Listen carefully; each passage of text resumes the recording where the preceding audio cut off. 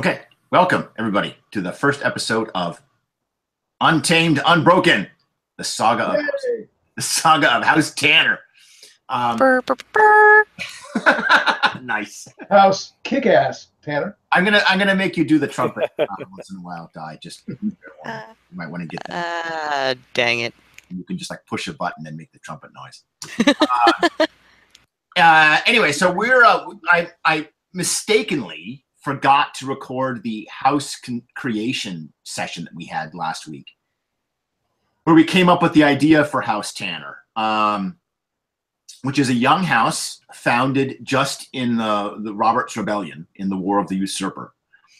And the young Lord Tanner, who at that time was just a hedge knight, which is to say he was a knight sort of his own making. He wasn't an anointed knight. He wasn't a knight that had been blessed by the church. He was just a guy who got his armor and weapons and said, I'm a knight. Welcome, Tanner. It's working. Yay, it is. And we're recording, by the way, so. Welcome. All right. And I want to note to everybody watching that if you're going to be confused because we have a player named Tanner and the house named Tanner, it's all Tanner's fault. Yeah, it is. And it's in my character sheet. I think there's 3 different places where I had to put Tanner. And I got real confused. All right, so the young knight at the time, this was about 12 years ago. The young knight already had a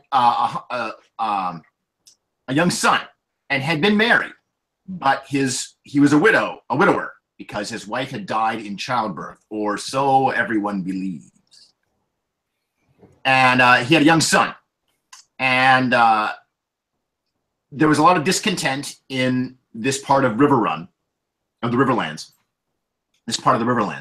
around a town, Lord Heraldry's town. And the people were in revolt against the Targaryens. And the young... Do we have a name for this guy yet, Garrett? My character? Yeah. I'm going to go with William. It can't be William because that's your son's name. You're on to me. Tanner's probably out too. How about Richard? Richard. Okay, so probably Ricard, like R-I-C-A-R-D. Because that's great. It's perfect. George R.R. Martin has to misspell everything.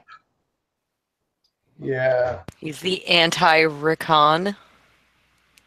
Oh yeah, kind of like Ricard. Yeah, you're right.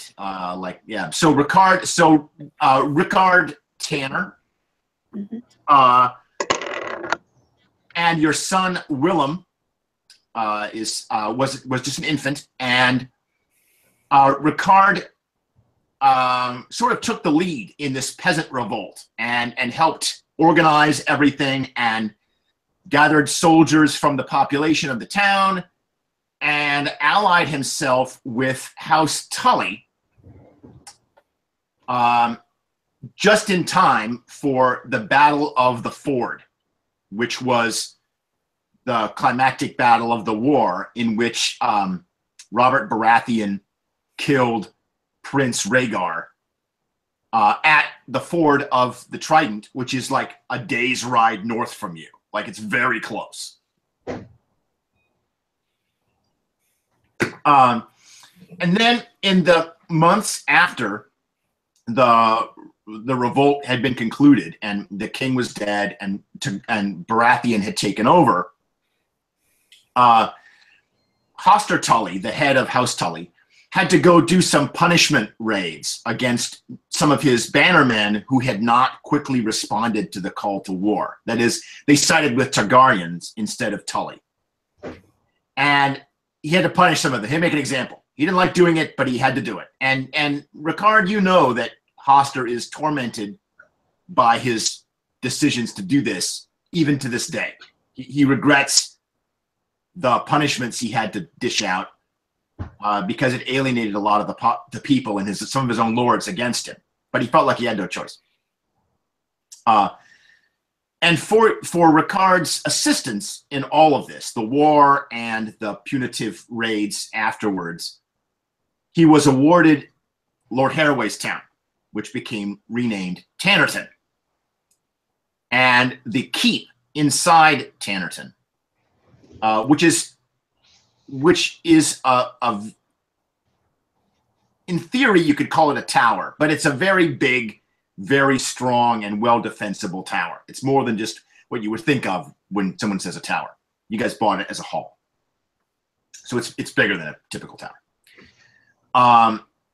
And also the land around the town, especially a plot of lightly forested plains adjoining Tannerton.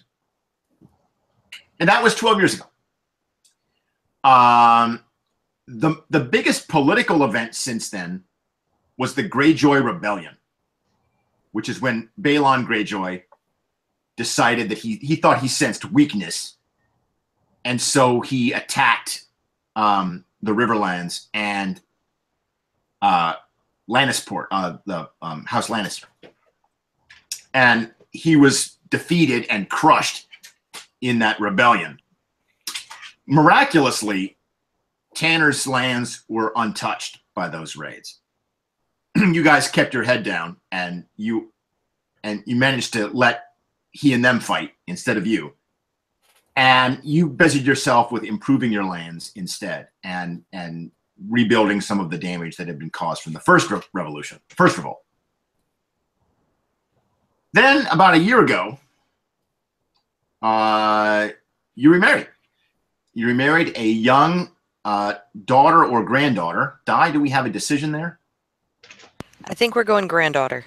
A granddaughter of Walder Frey, who is 90 and has so many offspring he could field an entire army out of his pants. Pachoo!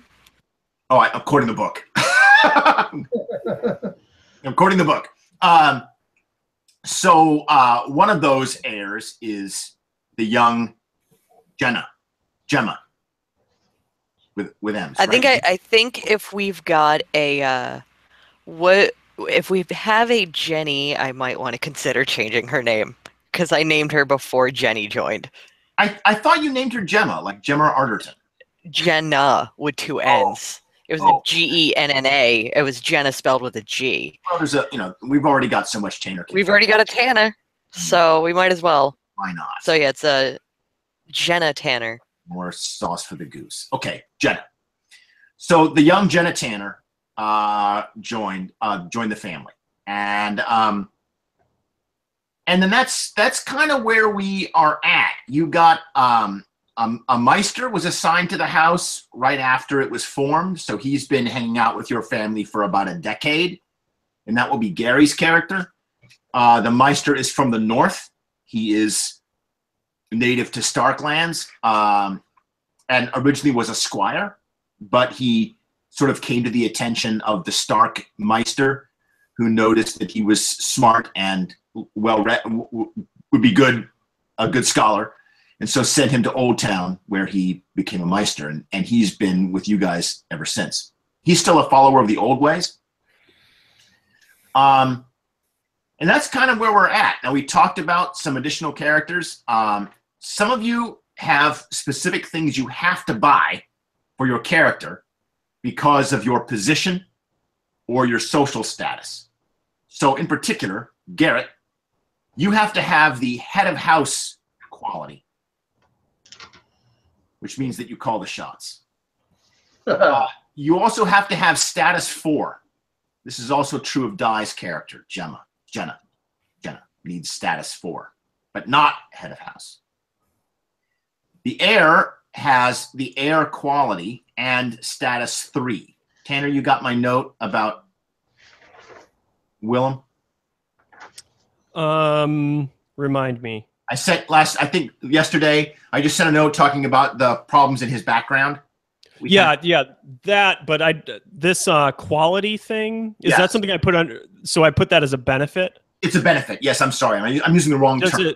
Does it cost? Yeah, it does. So it's a third benefit for you. So you can either reduce your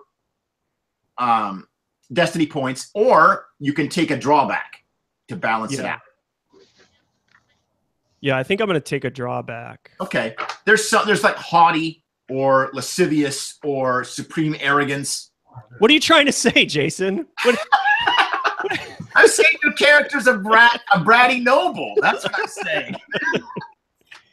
But none of those actually, I say those, but I didn't include them in the letter because none of them actually seemed to me to be necessarily what you were going for. So yeah. So you might not find one.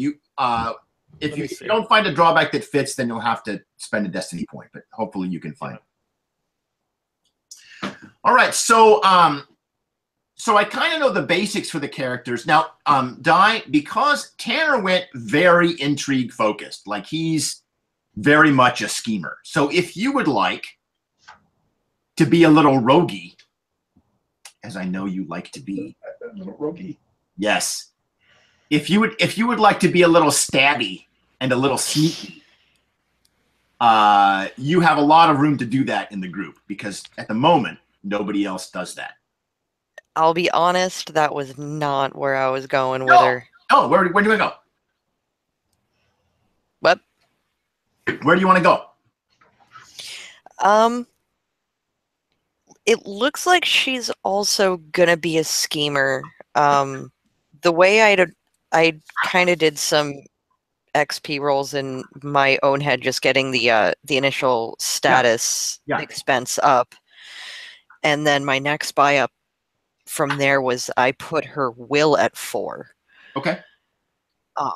If those of you that have the book, on page 46 is kind of a little bit about the various kind of character roles. And these are completely unofficial classes. In other words, there's no classes in this game. But what they do sort of give you are different kinds of characters that you might choose to play. And one of those is the fighter, and another one is the leader, for example. So Garrett's going to be a leader type. He's going to have some fighting skills, but he also has to buy all the shit leaders need to buy, like status and stuff like that. And that will subtract from his combat skills because there's just not enough points to do everything. In contrast to that would be possibly Deb or James's characters who might be more dedicated fighters of some kind. As I recall, James, you're talking about an archer. Yeah. So I've started kind of going through this, and it looks like they have an archetype that's pretty decent just to start with, which is called the scout. Yeah. So they have a scout. Yeah. So the middle-aged rogue. Yeah, exactly. Yeah, exactly. Yeah, you want to just play that? Yeah. So I'm basically just thinking I'll play that, and then the question I had for you is when we had talked about this character. Yeah. And I came up with a name, Corlin. See again? Corlin. Corlin. Corlin. Okay. So Corlin seems like a decent name. Yeah. And we had talked about making him be approximately the same age as the person who's playing the hostage if that character, someone decided to go that route.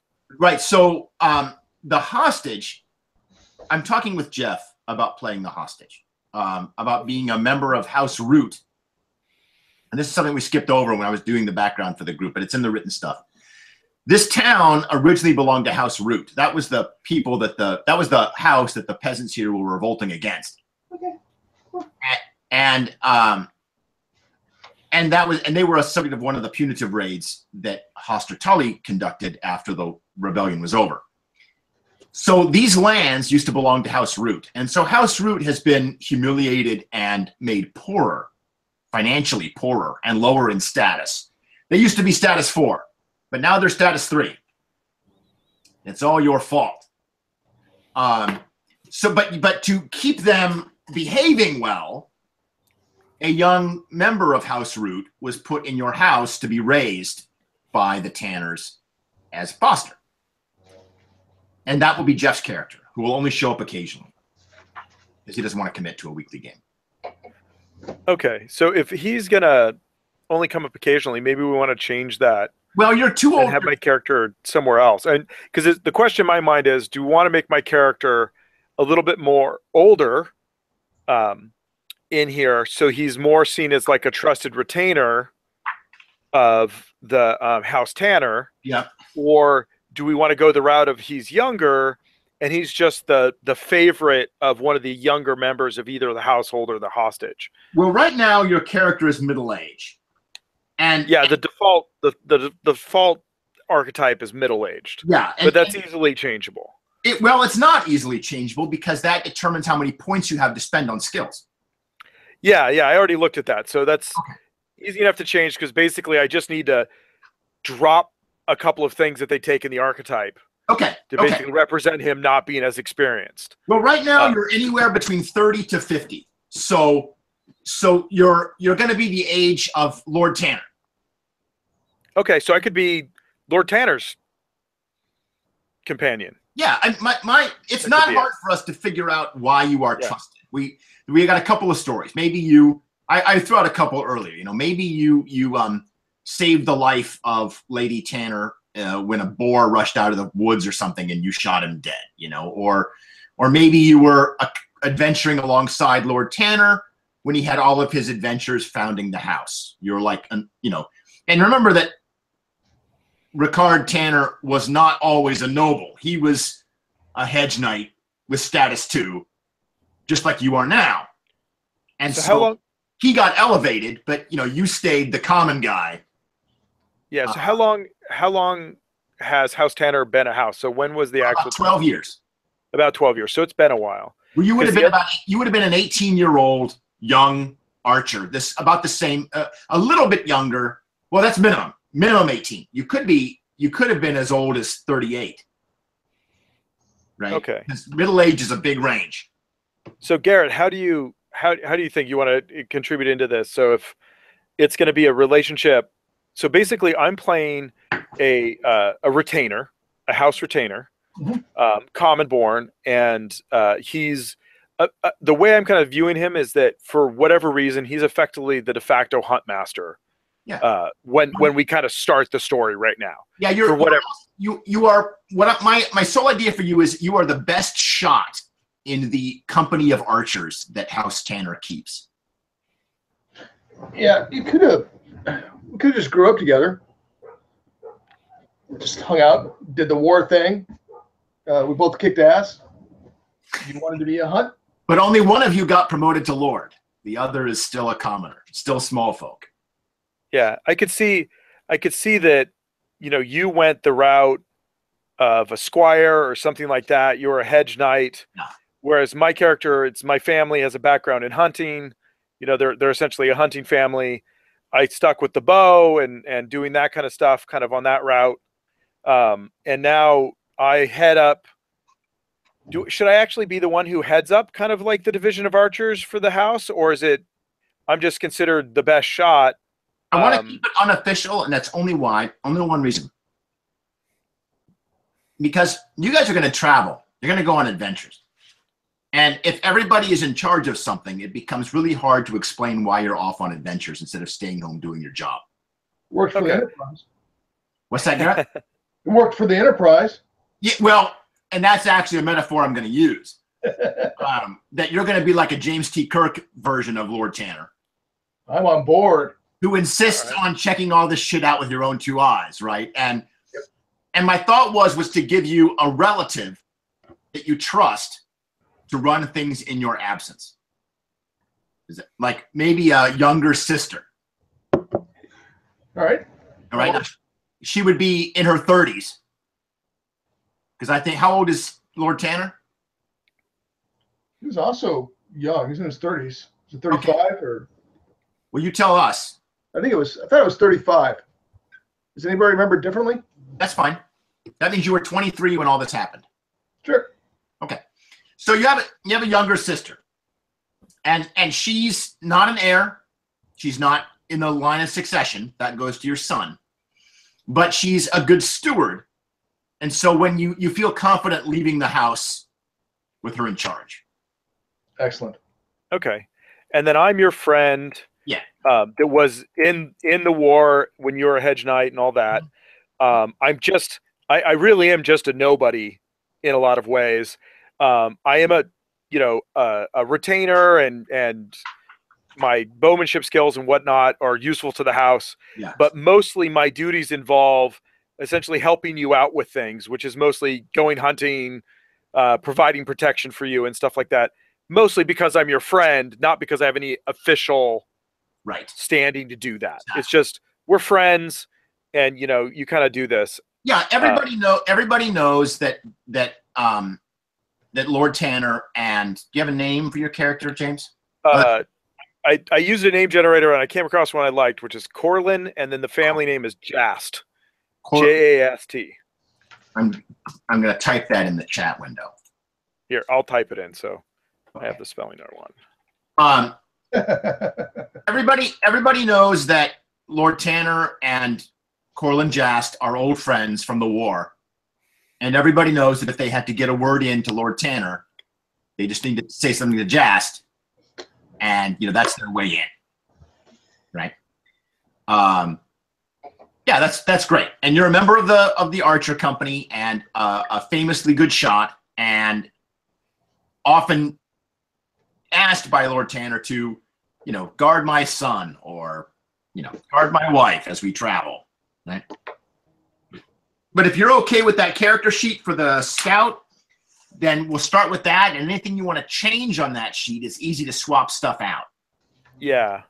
Yeah, I'm looking at it. It's like starting from a character that's already been built. It's pretty easy to just swap out a couple things for like, I don't see him being good at that. I see him being good at this other thing. Or yeah. Now, with your bow skill, you have marksmanship of 5 and 3 bonus dice in bows.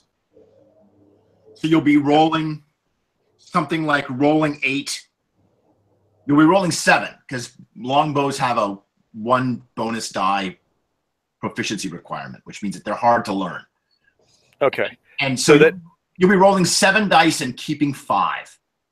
Okay. That'll be your attack number. And you can actually see those numbers down there. And you've got a bunch of qualities, benefits, and other things that apply to your longbow. So you can actually have I think you have double shot. Yeah. You have double shot and accurate, and the weapon is piercing and all kinds of stuff. So you should be pretty deadly in a fight. Yeah. And it looks like so. And then just to kind of get, so I have the sense here. So it's basically your basic test in this game is you roll a bunch of D6. Yes. And it's roll and pick kind of system. So it's like most of your rolls are you roll a bunch of dice and then you have a number you get to keep. So if you have bonus dice, they add to dice, but not how much you get to keep. So if I have 5 plus 3. For those of you who have the book, James's character is on page 40. And on the very bottom down there, you can see the character's combat stats. And you can see longbow, 5 dice plus 2 bonus. So you'll roll all of those dice, 7, which only keep 5 of them. Exactly. And then what is like an average test? It's like the numbers can get really are really not that high, right?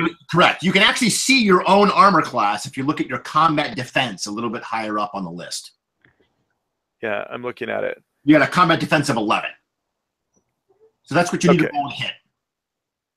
Yeah, so someone would need to roll on their attack skill with modifiers an 11 or higher. Yep. To hit me. Yep. So that's just my passive defense instead of me rolling. Correct. And then for every 5 over that, they get an increased success, which means they do double or triple damage. So if they were an 11, they would hit you once, and they would do basic damage, which in your case with a bow would be 6 if you were shooting yourself. Okay. You would hit yourself for 6. If you rolled a 16, you would hit yourself for 12.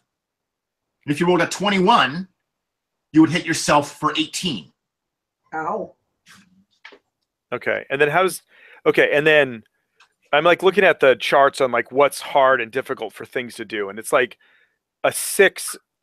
So it makes sense that it's basically increments of 3 or 4. Yeah. Right? Because that's what each dice adds on average.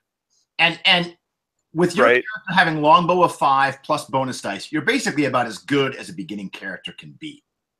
Yeah, because it's basically going to mean I'm going to roll 7, keep 5, which means I'm going to end up with somewhere in the 15 to 20 range every time I roll. Predictably, yes. Predictably, yeah. I've seen you roll. Good luck. I have actually a question about that character. Yeah. Under defense, Yes. it says 11. Yes. Then the asterisk says 9 plus 1. So where's the extra 1 coming from? 9 in armor plus 1 with dagger. Okay, so what that means is that this character. So everybody think back to the books or the film, the show, if you've watched it. And one of the very first fights in the book, and it may be one of the first fights in the show as well, is when Tyrion is captured and he has to fight trial by combat, and he picks a champion to fight one of the knights in the castle where he's being kept. Does this sound familiar to people? Yeah. And Yep. and basically just I think the short answer is armor makes you easier to hit in general, but soaks some of the damage. Exactly. Armor actually makes you easier to hit because you are slower. But it absorbs damage, and you have to decide how much of that trade-off you're willing to accept. So, and you can balance a lot of that out with a shield. Like armor slows you down, but a shield negates most of that penalty. And there's also other ways to negate that penalty. Well, the archer doesn't have a shield because he's got a bow. But daggers can be used to add to defense to make you harder to hit. So his defense, 9 plus 1 is 10, but his defense is 11. No, that's instead of. In other words, his defense is 11. But if he's in armor, it's 9 plus 1 for his dagger is 10. Oh, all right. Yeah. And the dagger only applies when it applies. Yeah, when you've got the dagger out. And it's like I can't block arrows with it. Correct. Exactly. For instance. Exactly. Right. So. But if you look at one of the fighters, like the Hedge Knight character on page 36, his combat defense is 12, but in armor it's a 7, plus 2 for his shield would be 9. But he gets the benefits of the shield, which absorbs damage. Yep, I get it. Okay. So that's how that works. All right, so James, your character is largely done. I'm going to truck on. Okay. I'm pretty sure. I'm just looking at this. Everything looks good. If I have any adjustments from this, I'll bring it up. But at this point, I'm looking at him, and the way I picture the character, this looks perfectly fine. And I was looking at the status one. I just wanted to go before we move off. Yeah. He would be status 2 if I'm correct. Yeah, you're small folk. Mm-hmm. Small folk. Okay. All right. I'm good. Yeah. All right. So Deb. Yo. So I pitched an idea to you, and because you're game for everything, but if you don't want to play it, please tell me now. If you have another idea you would rather do.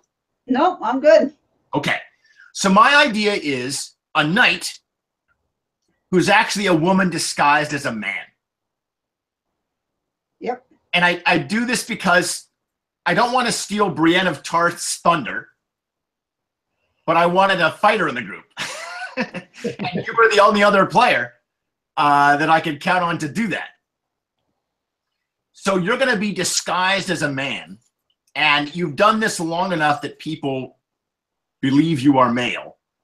But you will need to spend at least some of your skills or qualities towards making yourself believable in your ruse. So you'll want a little bit of deception skill, for example.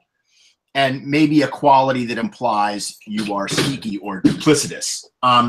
If you look on page 41 of the rule book, there's actually a squire who is doing this exact thing, which is where I got the idea. The squire is a girl disguised as a young man. And he's got the quality of furtive, which I think helps in his deception tests. But in general, you can be, 95% of your character will be kick-ass fighter. Of course. Okay. So questions about how you want to do this. There's 2 ways to make a knight. You can be a hedge knight or an anointed knight. A hedge knight is what Lord Tanner was, which is to say, I'm a dude that has armor and a weapon, and I call myself a knight. And you earn your knighthood basically through fighting. And hedge knights are lower in status than regular knights. They basically rise and fall based on their fighting skill. And they're not as rich as regular knights are. They're not as wealthy. They're not, yeah. An anointed knight is more along the, now this has nothing to do with how the knight actually acts. No, neither hedge knight nor anointed knight is a personality trait. It's a purely social construction. Anointed knights they go through a religious ritual when they become a knight. They sit a vigil all night long, and priests of the seven anoint them with holy oils and dub them a knight, and it's a big deal. It's a social elevation. It raises you in status. Anointed knights are higher in status. Hedge knights are not.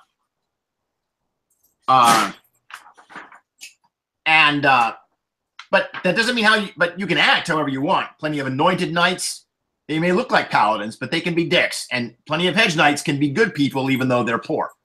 Or they can fit their stereotype. And hedge knights can be gritty mercenaries who will go anywhere for silver. And the anointed knight can be a pillar of chivalry and honor and justice. It's totally how you want to play it. I was kind of picturing the hedge, maybe. You know, I'm loyal. Yep. For now, but For now. if a better offer comes along, then I might think about it. Well, the hedge knight is easier anyway for you because it would be easier to conceal your gender. That's what I was also thinking. If you don't have to go through any kind of fancy religious inspection, right? Like anytime that people are staring at you for a long time, is an opportunity for you to get caught. Right. So a hedge knight avoids a little bit of attention, and it would be easier for you to be other than who you really are. If you're a hedge. Yeah, I could see myself as, wanting to join in, but because I'm a girl, might be not looked upon as favorably, so I disguise myself, kind of like a Mulan type thing, Yeah, exactly. Yeah, and no one will take you seriously as a knight if they find out you're a woman. Right. Now, just like Mulan, just a great example, by the way, it is inevitable that this secret will come out, right? From a story angle, it's inevitable. So the thing becomes, don't worry, like, well, is my cover going to be blown? Because the answer is yes.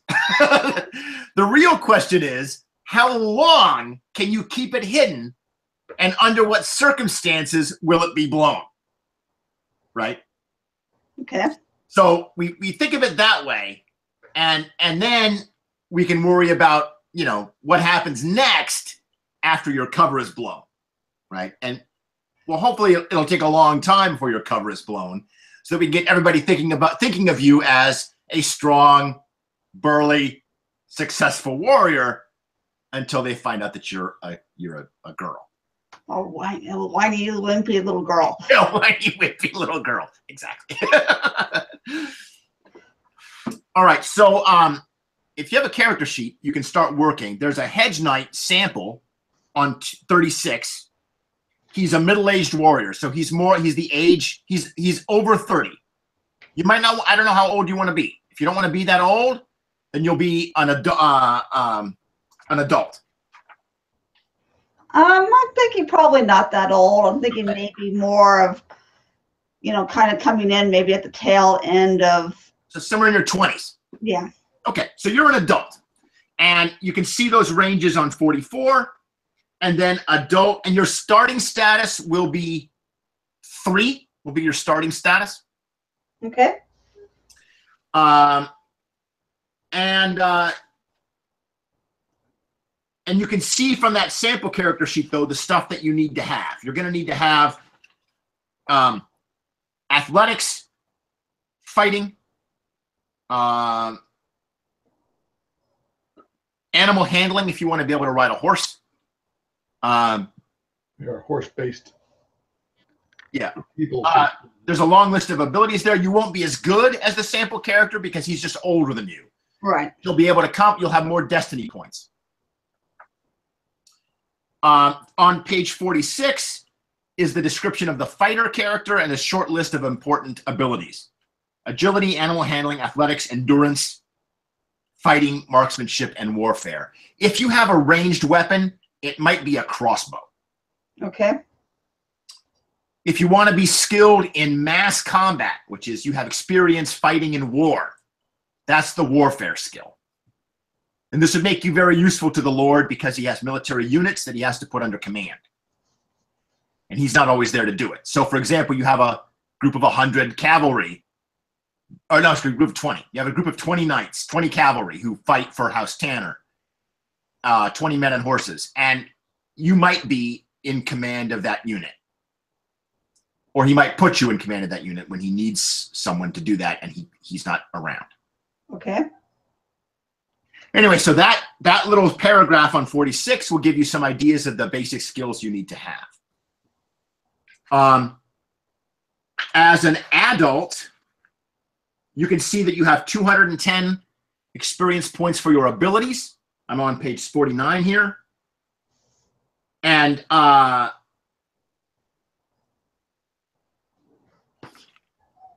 you have 4 destiny points that you can spend or keep on benefits.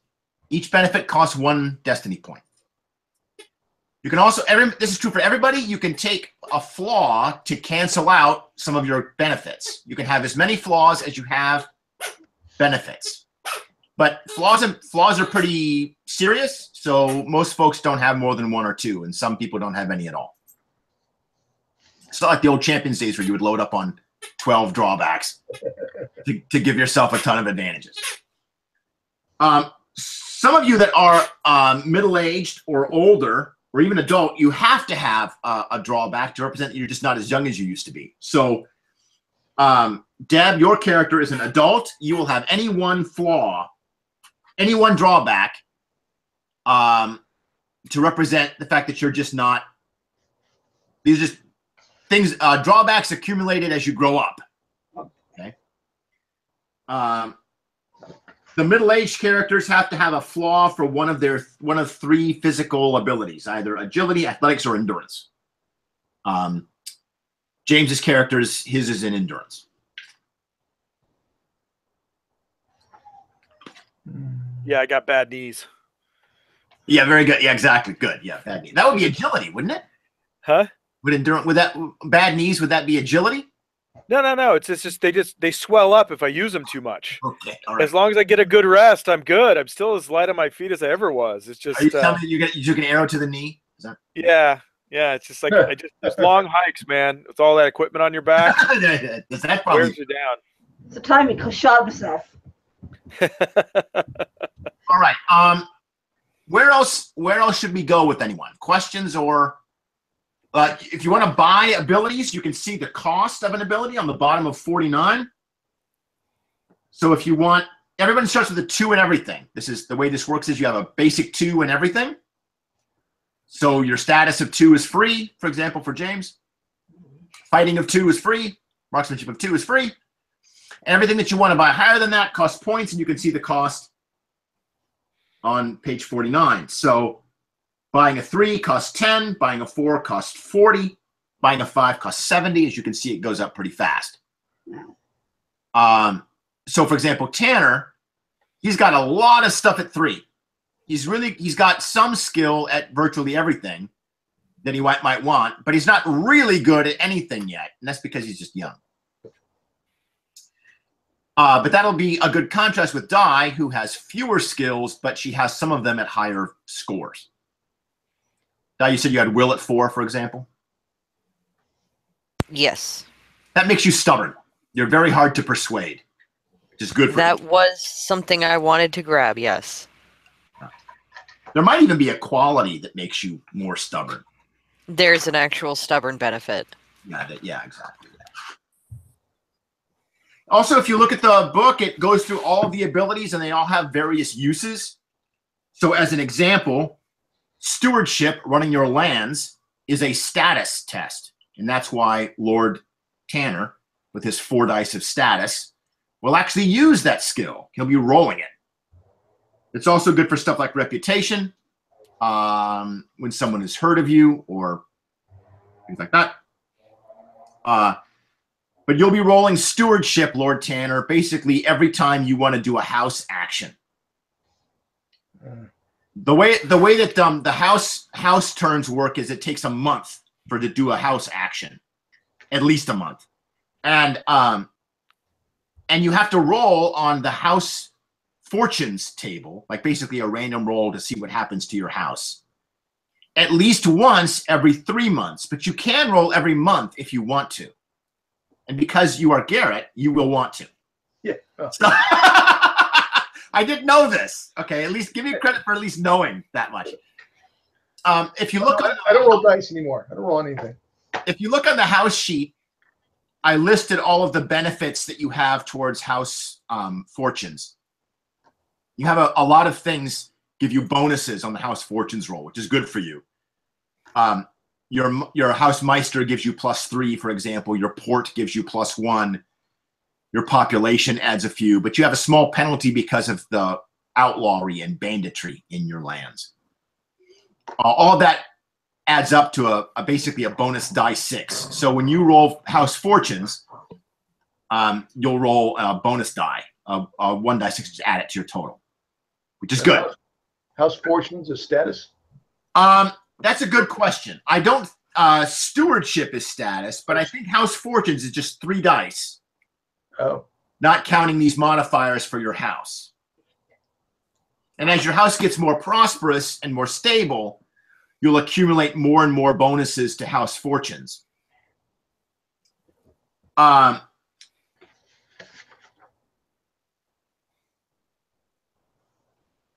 you'll test status a lot, like whenever you want to do stuff around the lands, whenever you want to, build something new or try to save costs somewhere, or, anything like that. You'll be rolling stewardship for that. Or your sister will if you're out of town for the whole month, for most of the month. Is my status capped at 4? Yes, it is. Okay. Now it can go up, but the way to raise that is to raise your house influence score. If you look on the House Tanner sheet, you have influence of 22. Okay. If that reaches 30, you can raise your status to 5. Excellent. And that would reflect that you are a minor house instead of a small minor house.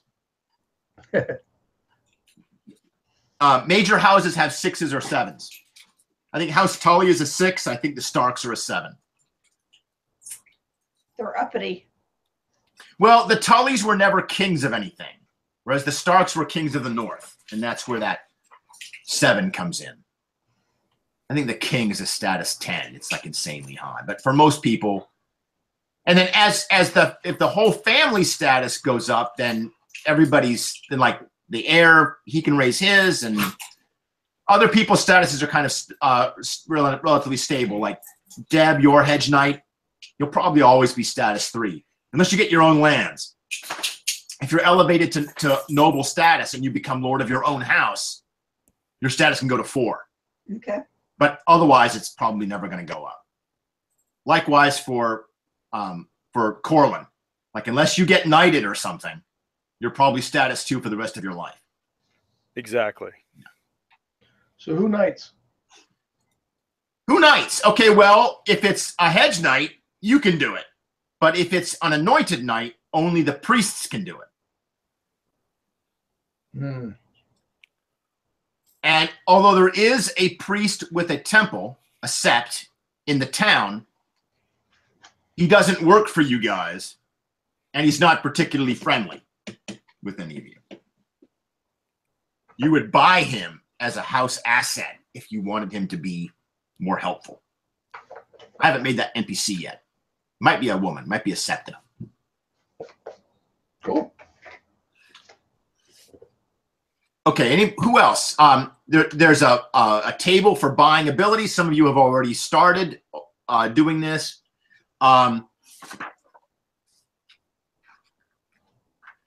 Benefits and qualities we've discussed. There is a ton of these. Garrett, you want to figure out how your character fights. What is his weapon of choice? And the obvious is sword, but there's a lot of famous characters in Westeros who have not used swords. Robert Baratheon uses a giant warhammer. There are axes and spears and all kinds of other ways to fight other than a sword. But knights use swords. The reason why I bring this up is because all of these various weapons have a different tree of benefits to give them special powers in combat. If you look at the qualities list on page 74, you can see a bunch of them. So there's Axe Fighter, 1, 2, and 3. There's Bludgeon Fighter, 1, 2, and 3. Brawler, 1, 2, and 3, and so on. And all of these grant unique combat benefits peculiar to the weapon. I've been thinking axe, but sure. There's polearm, there's long blade, which is sword, there's short blade if you want to be like a knife fighter, spear.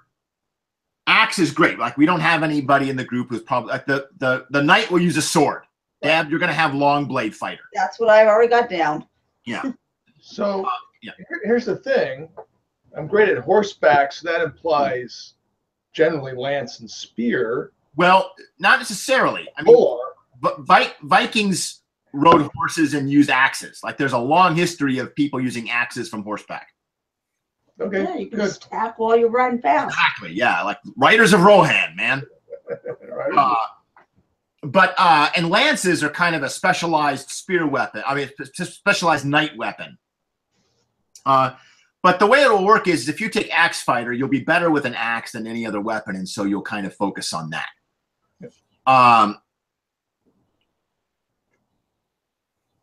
And your character is the one that's got kind of the least. There's not really a good model character to use in the book for you. There is a head of house character, but he's young. He's like a not Bran. Who was the leader of the young leader of the house? Like the Stark son took over. Help me out, somebody. It was Bran. Was it Bran? I'm confusing him with the son that becomes the magician, the three-eyed raven. Yeah, it was Bran. No, not him. Who's the other one? The one that gets killed in the Red Wedding. Oh, Rob. Yeah, Rob. That was Rob. Yeah. There's basically a Rob Stark character on page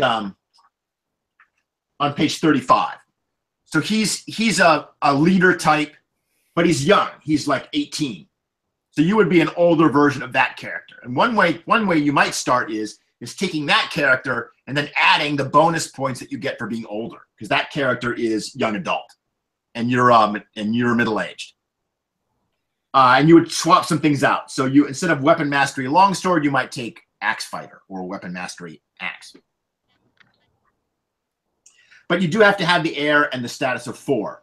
That character has status of 6, which you don't have. You're not that highly ranked. But that's just more points to put somewhere else. And the leader role has a list of useful abilities. That's back on page 46. Anybody else? I'm doing a lot of talking. Questions or comments or problems or anything I can help with? I finally got the spreadsheet to work after downloading OpenOffice because Drive didn't work. Okay. Yeah, I got the spreadsheet working, and I think I got the character kind of entered in. Fantastic, great. Makes it pretty straightforward. Tanner, what did you decide to do about the air benefit? So what I did was I took the flaw naive, because that Yes, seems to work best. You know, that he's kind of this gregarious, charismatic person that maybe trusts a little, people a little too easily. Good. Yes, okay. Which should make an interesting schemer, I think. Someone who's both, yeah, uses his charisma, but then can perhaps maybe be too easily deceived. A little gullible himself. I like it. Yeah. Good. Yes. Okay, good. That'll be great. So as long as nobody, I want to try and keep kind of one person per personality flaw like that. I don't want anybody else to take naive since we've already got one. Right. All right, I completely zoned out on that conversation while I was doing my character sheet. Someone else is taking naive. Yes, Tanner's character is naive. Okay. I might be able to find something else if you were really attached to it. No, that's fine.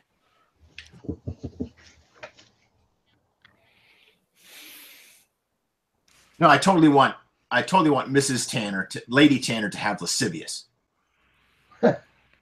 Oh God. That was actually not the way I was going with her. I had the idea of it was Marjorie Tyrell, right? So a actually innocent Marjorie Tyrell, but with all the actual, people like her. She's Marjorie Tyrell was the one that married John. I didn't want to go charismatic, but just that, oh, look at her trying not to be afraid. She's so adorable. Sansa had naive at the beginning of the books as well. I mean, she grows out of it eventually because all kinds of terrible shit is done to her. But she starts off naive, where she's like, "Oh, I'm going to be a princess, and I'm going to be a queen, and I'm going to marry the king, and everything's going to be wonderful." And then she realizes that Joffrey's a dick, and everything goes south. Well, I remember from the stuff that you showed me that your character is kind of distinguished by having some pretty high ambition, right? Yeah, I wanted to balance that with just the doom to fail that is Frey. So I was kind of thinking, as far as drawbacks, maybe actually making her honor bound. Oh, sure. Okay. You must re-roll all 6 on deception tests and take the second roll. Okay, so you're not good at lying. Right. On this. So that means now there's basically 2 strategies to intrigues. You can use deception or persuasion. So Tanner, how's your deception? It's just 3. Okay. Well, you don't really have anything higher than 3, right? My persuasion's 5. Oh, wow. Oh, I didn't realize it was that good. Yeah. Okay, so you guys are both going to be kind of persuasion-based schemers because Tanner, what persuasion specialty did you go for, Tanner? I went charm, seduce, and convince. Okay, see, I'm going bargain because I'm really trying to play that traitor route. Sure. Well, that makes me comfortable. No, traitor. Not traitor. We're going stabby in other directions. She's a good wife. Like, she's young and she's from House Frey, but she's a good wife. She's straightforward and she doesn't lie. She's trustworthy and she keeps her bargains. And she's got 4 awareness, 3 cunning, 2 deception. Okay. So yeah, she's a lousy liar. Yeah, 4 persuasion in bargaining. Yeah. Okay. I took a 3 bonus to breeding off of the status, sure, just to kind of aid in that ambition. Yeah, breeding is let me look that up real fast just to remind me what it's for. It's a status usage. Breeding, your knowledge of customs and procedures, the forms of etiquette and expected behavior. So all right. So Lord Tanner, Ricard, your wife knows all of the social graces. She's a master of the festival and the feast. Excellent. Yeah, and that's where I was going. She is gonna, unless Tanner's gonna be the one throwing the parties, or they can trade off every other festival. I figured she'd be the one throwing the festivals. I like to attend the parties. I don't know that I like all the organization parts. Yeah, exactly. There you go. Yeah. Jenna. And then last but not least, though, she 4 will and 2 dedication. Okay. So she's very steadfast in what she wants. All right. So Jenna throws the parties and Willem drinks the wine. That's the deal. Yeah. That sounds like he's getting a good deal. Yeah, it sounds like a good combo, I think. The young adult characters, let's see, you have the most destiny points. I think you start off with a total of 5, but you have to spend 1 on every quality that you want. You can have a maximum of 3 benefits.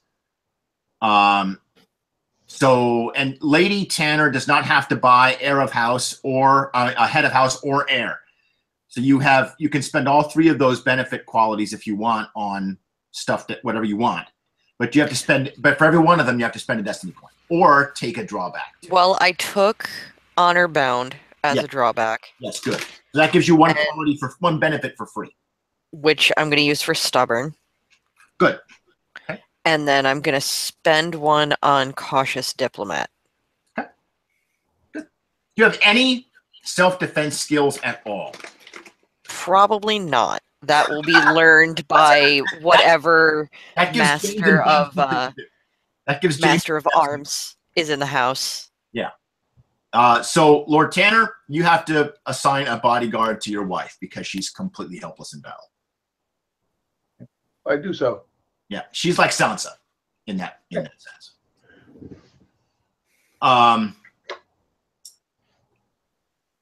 And Jenna, you will be closer in age to the young knight than you will be to the old archer. And I use old relatively because he's not actually old, but he's older than you. He's twice your age. Yeah, I am 34. But the knight is probably more like about 10 years older than you, depending on what Deb wants to do. His age might be a little flexible too, because probably she might pick an age other than her actual age in order to make her disguise work better. Like she may look younger than she actually is, for example. A younger man than she, I don't know. That's totally up to you, whatever you want to do. Yeah, you know, not being able to grow a beard and all that kind of stuff makes me kind of a little baby looking. Yeah. You're like baby face. So you might claim to be, 20 or something, but you're actually more like 25, or claim to be 18 and be actually older. It's totally up to you. I was thinking probably around 24. Okay, that's fine. As long as you're in that range for adult, you can be any age you want within that range, which is, I think, younger than 30, older than 18. Anybody else? I'm going to make up an NPC to be Ricard's younger sister. Now, she's not married, so you can decide what you want to do about that. You might want to marry her off. She might not want to get married off. But she's currently unmarried. She's never been married and she has no kids. There's no infant son yet, or is there? Not that I'm aware of.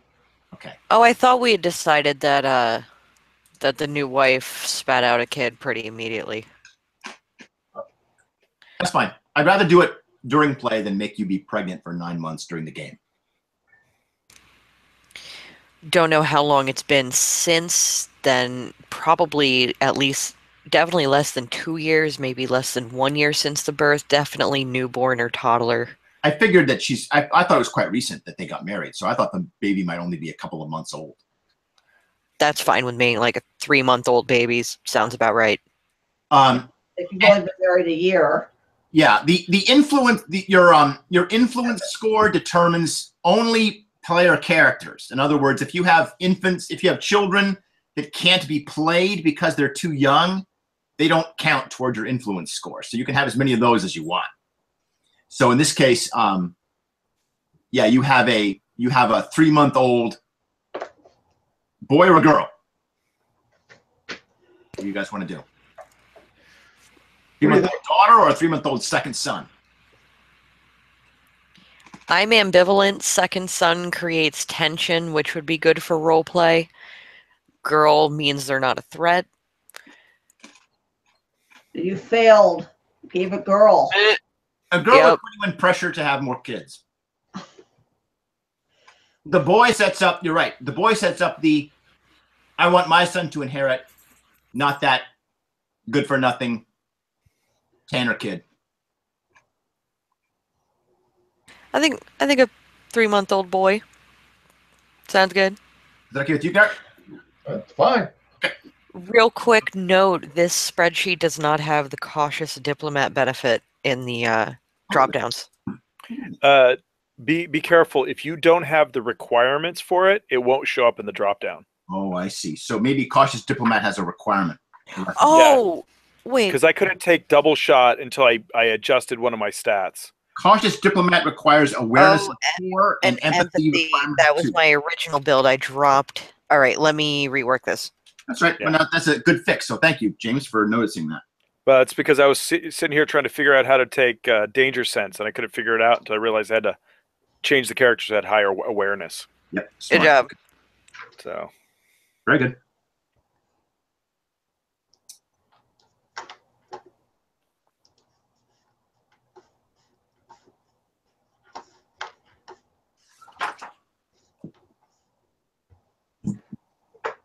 So Jeff's going to play the young Root hostage. My hope is to convince him into playing a knight who would be a rival to Deb's character.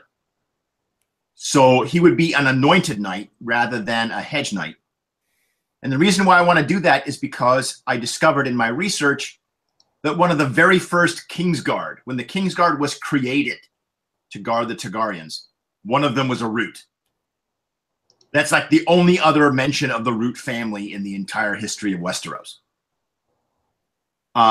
So I thought, well, that would be a good tradition and a way for the Root family to say, hey, like, we have an honorable and long history, and now our lands have been stolen, and we hate you.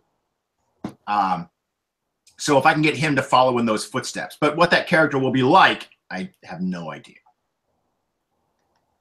And then Gary's Meister is the other character. Jenny is a blank slate to me. I do not know what character she's going to want to play. She sounds pretty open to whatever the group doesn't have. But I think you guys have covered pretty much everything at this point. We've got a rogue, a leader, a fighter, and 2 schemers.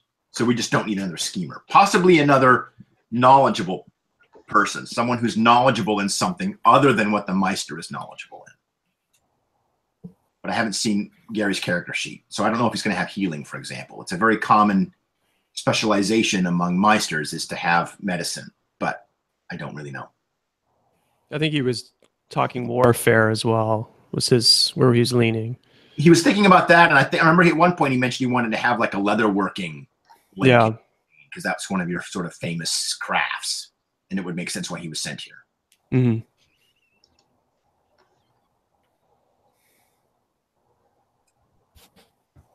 So Jenny's kind of the wild card. She was thinking that whatever the group doesn't have, but the group has everything, so she can really play whatever she wants. Which is good.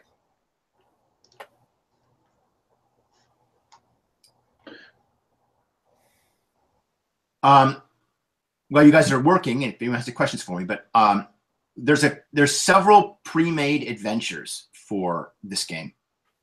So I thought I would start with them. There's one that is a tournament. Actually, there's a couple that are tournaments. One is a wedding tournament, and the other one is a tournament at King's Landing. If you remember the books, Robert Baratheon loves to spend his royal money. And one of the ways he likes to do it is throwing elaborate tournaments down in King's Landing. So there's a journey to King's Landing, and then the tournament itself and all kinds of politics and intrigue that go on around the tournament. There's also a plot line in the campaign setting book. That is the book that creates a bunch of different noble families all in the Riverlands that would all be your neighbors. There's a plot in that book, which is I don't want to get too much into it, but it involves a war, a little invasion. And then they put out a very big, like, mega campaign, which is, honestly, I think it was kind of designed to capture all the D&D players, because it's kind of a treasure hunt scenario. Like, the players travel all over Westeros to following the rumors of a legendary Targaryen treasure stash that was hidden from Baratheon when he became king. And it concludes with a little dungeon crawl. When I put my head towards all this, I thought, well, it's going to be kind of weird for the players, all of the important members of the family, to be out traveling all the time. And that's when I thought, well, maybe I'll just approach Garrett and say, this is something you like to do. Like, you don't like to hang out at the castle all the time. Maybe you don't like the town, or you don't like the people, or something like that. Or maybe you just have wanderlust and like to travel. And this is a good excuse for you to constantly be kind of on the road, off on adventure. I've been. Oh, sorry. Go. No, go ahead. I've been wondering about like if other people are playing this game similar to the books in that they're like these split perspectives. So you have, you have maybe 2 characters off doing this, 3 characters doing this, and then you kind of jump in time between the 2. Yeah, that's a very good point. And, I think this is a game where all of the traditional 3 rules of D&D are thrown out the window. You can't protect the cleric because there's no cleric magic. there's no healing magic, so you can't protect the cleric. Secondly, you can't really check for traps because there aren't really any traps, although sometimes there are. So if there are, the rogue can take care of that. And the third thing is never split the party. Well, that obviously doesn't hold up in Westeros, right? Like that's the #1 tactic, is splitting the party. So I've thought about that a little bit, and I'm not sure how to do that. But here's some thoughts. Number 1, we only meet for 2 hours every week anyway. So arguably we could set it up so that group A, let's say that the group splits, right? Okay, you guys go to King's Landing and we're going to check out this other rumor in Dragonstone. Or we're going to stay at home and deal with this other thing. So 1 week we would do all the players who are off in King's Landing, and then the people that from Dragonstone could just stay home, or they would tune in just to watch, but they wouldn't be playing. And then the next week we'd switch to the Dragonstone people, and all the people from King's Landing would tune in to watch or not play. That's strategy 1. Strategy 2, we try and mix that actually during the game. So we would just sort of go back and forth between the groups. You still would only be playing half the time, but we wouldn't try to block it out by 2-hour session. And we would just all show up. And if you weren't playing at the moment, if the other group was the stars, you would be an audience rather than a participant. And there can be a lot of disgruntlement sometimes in a group, thinking, well, I don't get to play, so I get frustrated. But I think the solution to that is thinking of ourselves not as a participant or as somebody who's being ignored, but rather as an audience. In other words, we're reacting or participating in the way that an audience participates and reacts, which can be a lot more active than it sounds at first. Yeah, and I think to add to that, one of the things I found useful for online games is if there's one character that for some reason gets off on their own kind of thing, like maybe our Lord Tanner here has to make decisions about the house or what's going on for those moves. He just does that asynchronously throughout the week and messages you, and then we just kind of summarize that as a group for someone who might have been not following it, just saying, okay, here's kind of what happened. Yeah. And I think help goes a lot of way where some of the intrigue pieces and stuff that are longer storyline stuff might be a little easier for us to do. So when we're actually all together, it's stuff that's going to involve multiple people. Yeah, the main thing that I might do that with Garrett is the house fortunes roll and the house orders. Because when the house takes actions, this is something that Garrett decides, and he'll do it with input from everybody. So if you guys said, okay, well, we want to build a castle or whatever, and everybody will be involved in that decision. But the action itself, I might just deal with some die rolls in between game sessions with Garrett. Likewise, the house fortunes roll that he'll be rolling every month might be stuff I can just summarize when we get to the next play session. I can say, okay, well, there was a plague that came through and, a bunch of people died. Or there was a tournament that was held and, a bunch of tourists came and spent a bunch of money in your town or whatever. And I can just summarize that stuff with house fortunes rolls. There's a third option, however.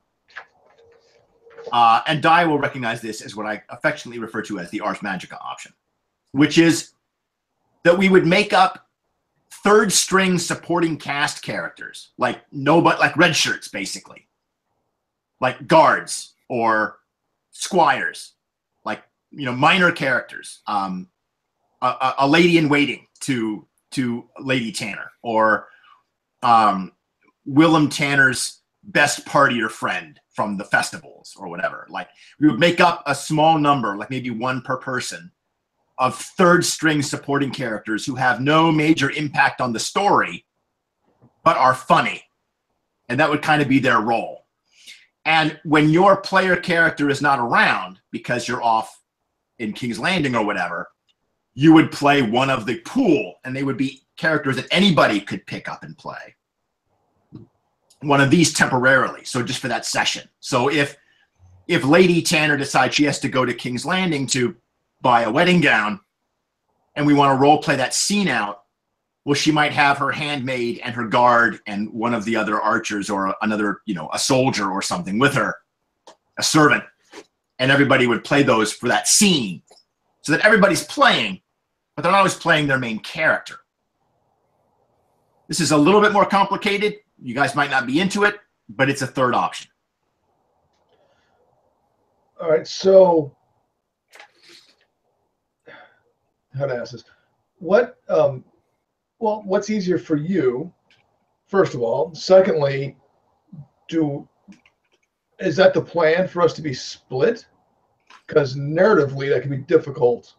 Yeah, well, but we're trying to figure out how to do it because it's very likely you will split. Okay. That's the kind of game we're running. Okay. Then I like the pool with the red shirts. The red shirt pool? What does everybody else think? Pool with the red shirts works with me. So it's just basically if you're not active in a scene, the idea is to have secondary characters where appropriate you can kind of RP through. Yeah, exactly. And they're designed to be kind of the comic relief characters of the game. Like the characters that have flaws that nobody in their right mind would take. Right? and there are some of those in every rule book, right? There are flaws like I don't know, all kinds of them. But and these characters would have a very short life expectancy. Like they would not be expected to live.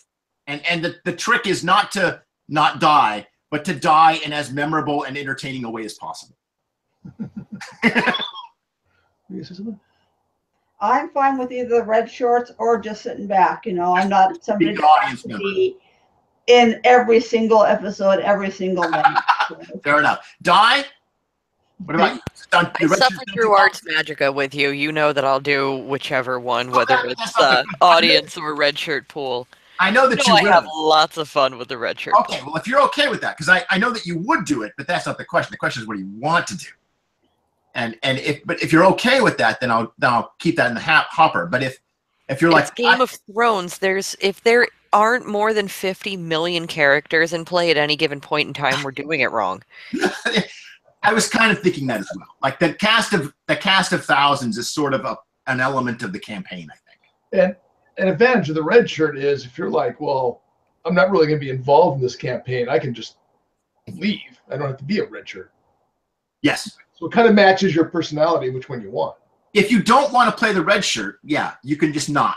That's totally fine. You can always just be an audience member if you don't want to. Like if you're like, I've got a headache, I just want to watch, totally cool, because the red shirts are always optional. Yeah, but I also have a lot of fun picking up strange characters. Well, there you go. And we won't have a lot of them. I don't want to overcrowd the field, but the idea is that there will be some kind of memorable supporting cast members, the walk-ons, the character actors, who have kind of fun parts. And they can be important, but they're often tragically flawed in a way that no player would choose for their own character. Right? Like they're like, oh, a dragon! I draw my sword and attack. Right?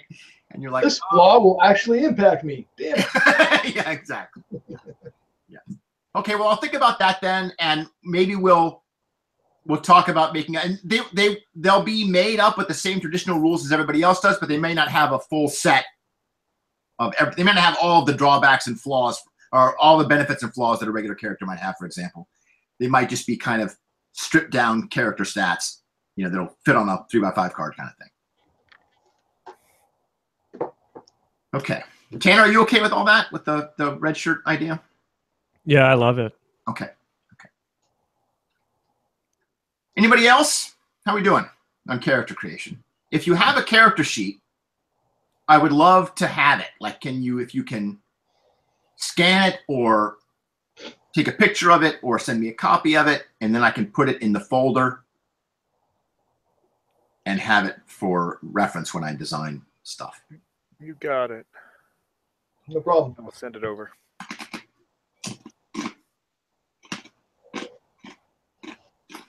I already had an email drafted. I'm just making last-minute tweaks.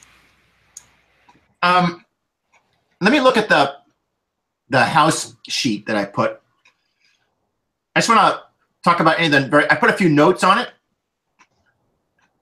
I took out your marketplace and I replaced it with a port, because my impression was, as we were making the house, that what you really wanted was a port, but port isn't in the main rule book, so we went with marketplace. The effects of these two things are very similar. It's basically just swapping out of the name and a few other minor effects. Doesn't mean you don't have a marketplace. Your town does have a marketplace. It's just that you don't make any money off of it. The marketplace money goes to merchants rather than to you. Another possible thing you might expand into is this idea of the leather works. One of the ideas behind House Tanner. We have to figure out what we want to do with your symbol, your house symbol. As I recall, we got as far as a horse, a rearing horse on a field of something, but we didn't really get too specific on that yet. I kind of wanted to make a pun on the tanner aspect, to actually have like the field be tan, which in medieval heraldry is not actually tan. And it's more like that orange color that you see in the Tanner family sheet that I sent to everybody. It's like that color is tan. It's kind of a burnt orange color. But other than the symbols in Westeros are usually pretty simple.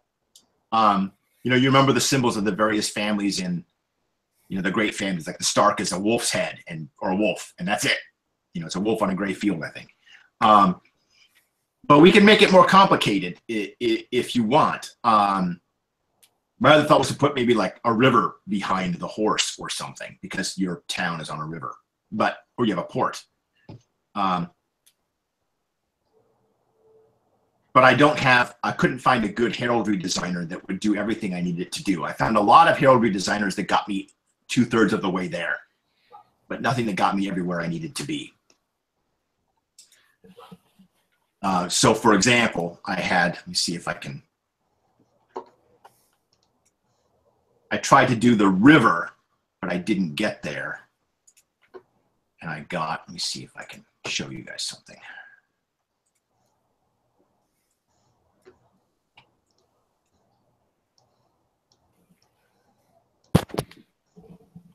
So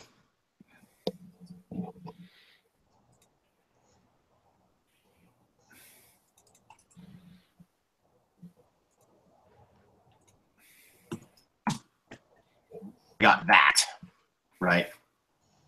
And I was trying to do a river behind the horse, but it came out straight, which I really wanted to be sort of bendy, like the House Tully river, you know. I realize it's not, you know, driving anybody wild, but this is sort of where I was at.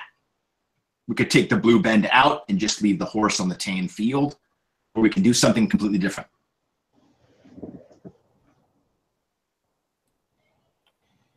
I like the horse with the water. Okay. But yeah, I don't know. I mean, it looks fine. I'm not like a heraldry master. Well, I know that a lot of heraldry is designed to really, it's not supposed to look like super fancy. It's supposed to be very obvious, very clear. In fact, we're breaking one of the rules, because you would not have blue on a color like that. You would not have two colors like this. It doesn't stand out as well as we would like. That the horse would normally be either white or gold, white or yellow. I was thinking the horse just kind of fades into that blue background. Yeah, my thought too. So I'm not sure how to solve it. I could get rid of the blue, or I could change the color of the blue so that the horse stands out more, like maybe make it more of a light blue. I wanted to make it a kind of create like a wave look to it, to make it look more like a river. If you can see the symbol for House Tully, I wonder if I can find a good link for that. Possible idea, what if we made the horse tan, the orangey bits gray, and we make it a vertical stripe of blue. Okay. Well, or a gold horse. The stripe maybe not so thick. Yeah, I didn't want the line to be as thick as it is, but my heraldry program was very limited.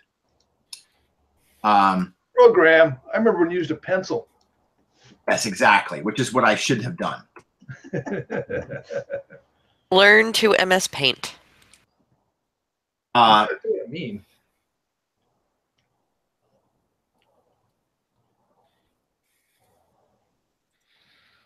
What about a gold horse? We could make it gold. Well, I know we can. I'm asking everybody what they think about that. Yeah. We're not the Lannisters, but there's something for being the heraldry you want, not the heraldry you are. The heraldry of House Tully. You can see it's got kind of a bendy river.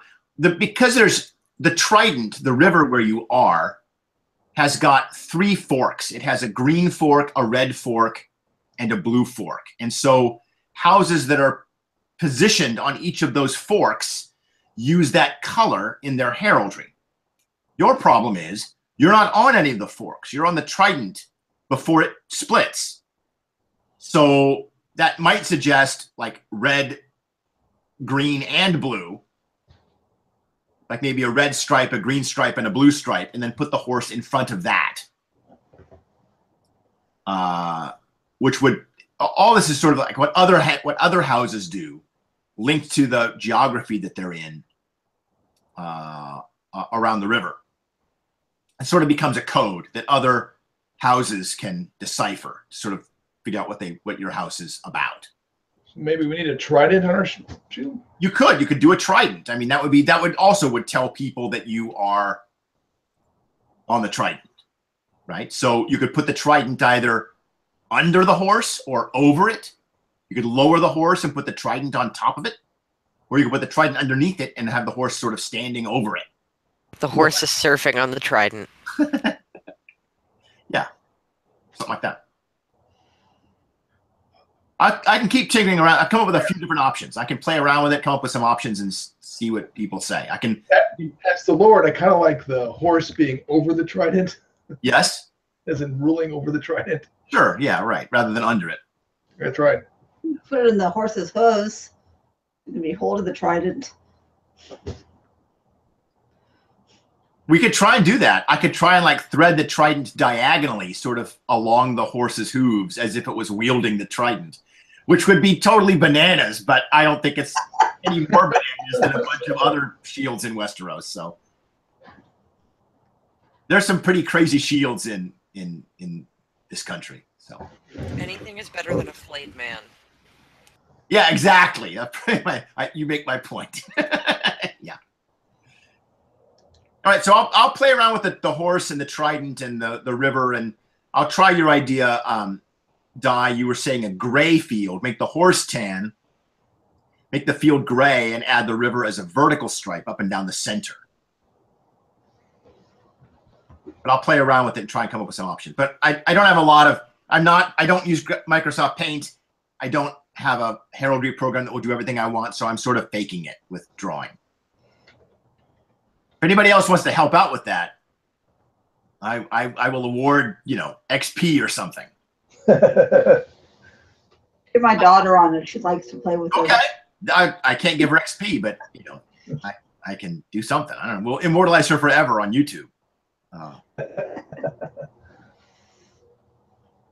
There are, speaking of XP, there's a lot of different kinds of rewards in this game.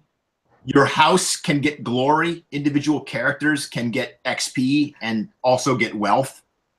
So you can get, and your characters get glory, which you can donate to the house or accumulate by the house. So all this means that there's a lot of different ways that I can give out different kinds of rewards for different kinds of adventures, different kinds of things, conflicts. So if you intrigue somebody, it might not be well known, so you might not get any glory, but you but you'll get XP. Whereas if you defeat somebody in a tournament, you might get a lot of glory instead of a lot of intrigue, instead of a lot of XP. Okay. Hey, Jason. Yeah. Did anyone take the wealthy benefit? You don't have to. Your family is not especially wealthy, but it could be. Well, you would have individual additional wealth is what that would be if you wanted wealth. Let me find the. Might make sense for a Frey to bring some wealth. Yeah, sure. Yeah, exactly. It kind of represents her dowry. Just because it's technically hers doesn't mean it's not the house's.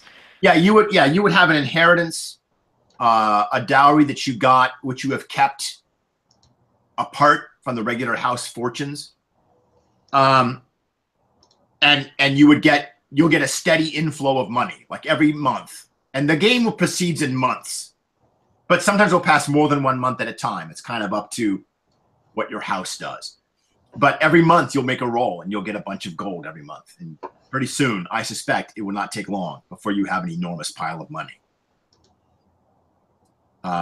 which you can then spend what you want, and the rest of it you can donate to the house, which will improve the house's wealth.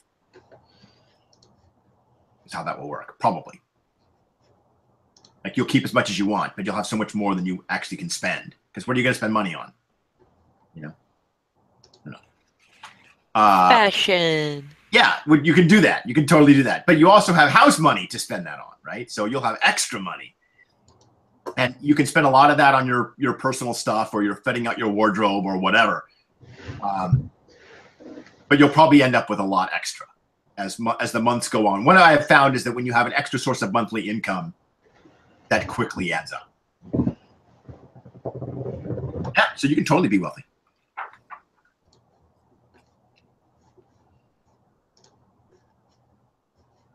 And the Frey issue will undoubtedly come back into the game. I also want to try to build up some kind of connection to House Tully so we can get a good rivalry going there between the Tullys and the Freys. But my hunch is that Lord Tanner is probably relatively loyal to House Tully. How's Ricard's loyalty? Strong. Yeah. My primary goal is expansion. Okay. That's my overriding decision. Always in consideration when I make a decision. Okay, so on that idea, there's two ways to expand. You can take shit that belongs to somebody else, right? Yeah. Or you can take shit nobody else has taken. I like both. I'm working on a map for your area, and the map will include some terrain features that are essentially unclaimed land. One of those will be a forest on your border inhabited by bandits and outlaws. And that's why nobody runs it, because it's like the part of town. We're going to go for that first, and I'm going to drive those bandits and outlaws into my neighbor's house. Okay. Get out of my Sherwood Forest, Robin Hood. Yeah. A second plot of land that will be close to you will be a territory which has been racked by plague. And so nobody wants to claim it because the last lords have died from curse, essentially. And everybody thinks the land is cursed. You'll also have some neighbors. But remember that your neighbors are also vassals of House Tully, right? Like you can't, or they may not all be, but you pick a war with your neighbor is sworn to somebody else farther up the chain, right? Yep. You'll have to decide how much of that risk you're willing to take. If you've got a neighbor that's a bannerman of Lord Stark, you might say, well, the north is far away. Stark is busy. You probably won't come help. Right? But he will. No, if you really want that Tully Bannerman stuff, you get all your evidence together, you go petition Lord Tully, and you legally take his stuff. Yeah. Oh, yeah. Anybody else? And Corlin is just happy to help the Lord of the House, because all he really wants is in his dotage to be set up so he's taken care of. He's getting to that age where he's just like, he doesn't want fame. He just wants to make sure the house is stable. You want a cushy retirement. Yeah. And I've got my own commoner family as well that's always pushing me in the background to ask for extra favors and stuff, which is something I don't like doing. You know what Corlin needs? A hot wife. Sure, we can go that route. I mean, if he's getting old, right? Like, you need somebody to keep you company. That would be something that, I mean, if you want to reward Corlin, reward him with a young spouse. Which is stuck up to the lady. Maybe she gets a handmaid. Oh, that would be a great reward for like a distinguished handmaiden, like marry her off to a friend of the Lord, especially if she's already small folk. If she was like a gentlewoman, she would consider it be marrying down. Yeah. But if she's a small folk maid, then yeah, Corlin's also a small folk, but he's beloved by the Lord, and he's got this unofficial but highly esteemed friendship with the people in power. Yeah, and I can see my character. I could see even House Tanner. It's like in the past, he's like, "Oh, we should make you a knight," and I'm like, I'm not an idiot that goes around getting hit with sticks and pieces of metal.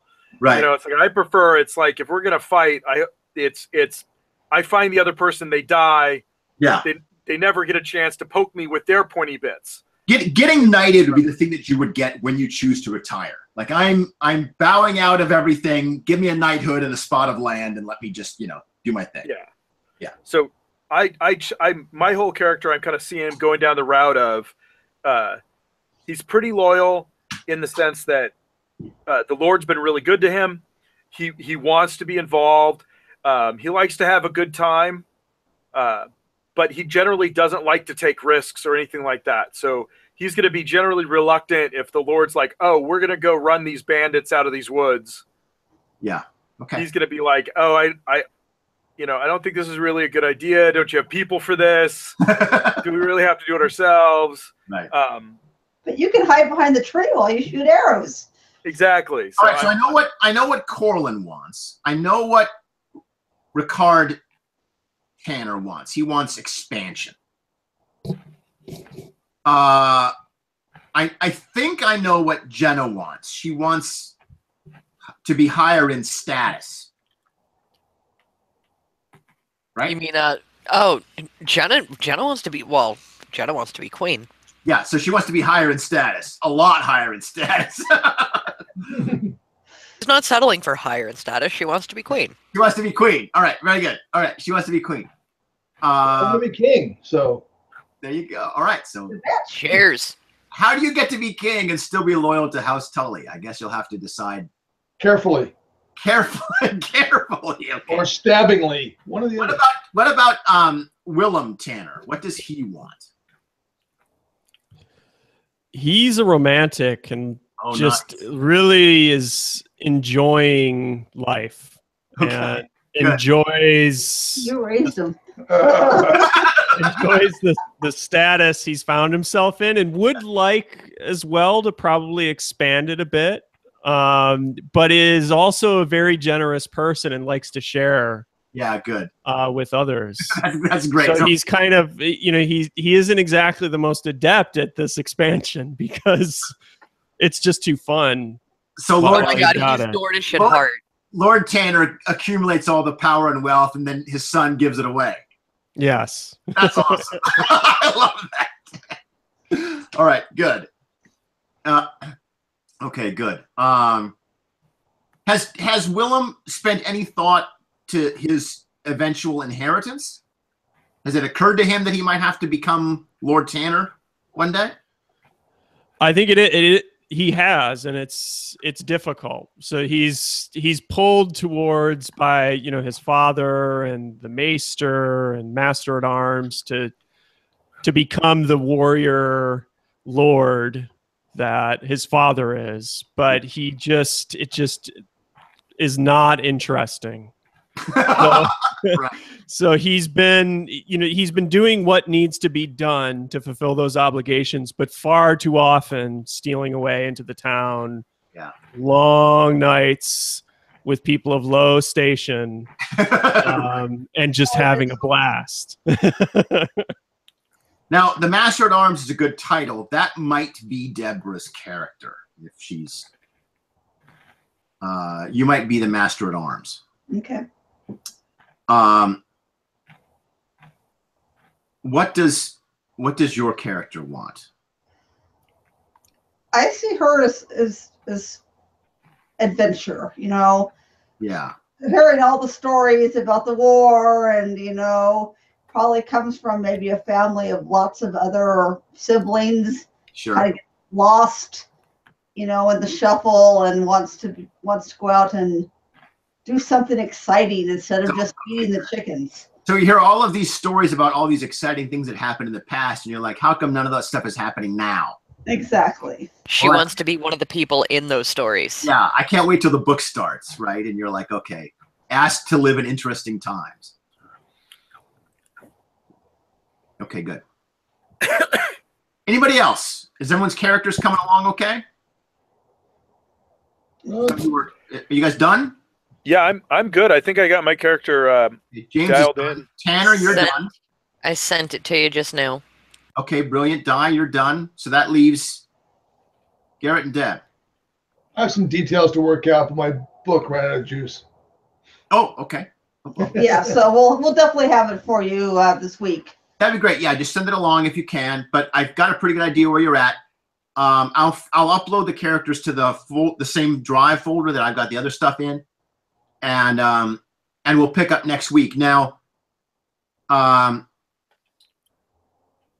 probably we'll try and do like a first adventure, and I'll have everybody playing their main characters, and then sometime after that, I'll start working up the supporting cast, kind of red shirt characters. But we won't start that way. We'll start everybody playing the characters that you made, and maybe the red shirts will sort of add in a little bit at a time, because we won't need all of them at any one time anyway.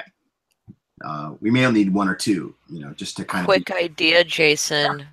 Lady Tanner's handmaid could be the sneak thief. Yeah, we can totally make a character there who's a little stabby. Stabby. Yeah, stabby. But right now we have a rogue. We have the archer, and he's fairly good at sneaking too. He's got stealth. Okay. But yeah, I'm not an expert at it by any things, but I'm definitely trained. What I might do is make kind of a red shirt character that kind of spreads out. So we'll have a fighter and a rogue and a little schemer who might be just something like a maid or a friend of Willem Tanner's that he parties with. Another son of another knight, and kind of spread, maybe even somebody who's kind of leader-like, and kind of spread all that stuff around. Yeah, it might be interesting. So you talked about having a younger sister. Yeah. That was it. Ricard. Yeah, Ricard. Yeah, Ricard leaves behind. It might actually be fun to just be like, if there's court intrigue and Ricard and me are off doing stuff, Garrett just plays his sister. Yeah. Well, it just becomes his secondary character. Is just like, hey, he just plays that. He has to deal with the court intrigue. What I actually want to do is I'd rather swap the roles so that people are playing characters that are not like their regular character. Right. So okay. Instead of I could play the sister. Exactly. It'd be more like Garrett plays like the master at arms or the I don't know what the term is in setting, but the person who's in charge of her safety, the man who's still around. Yeah, or he plays the squire or somebody because he's got the highest status. Let's give him somebody who's the lowest status, right? Like let's try and swap it around. Make him play somebody roguey because he likes that shit anyway. He's Garrett. That way he doesn't get such a big head. Or maybe make him play the expert. Make him play like another super knowledgeable person, like a priest or something. He'll hate that. Oh, I would. I don't think I've ever actually seen you play a knowledgeable character, Garrett. They've been knowledgeable at stabbing, knowledgeable at flashing, knowledgeable at running around the building. Oh my God. Calling it now, I would really love to have a Jakar character. Jakar.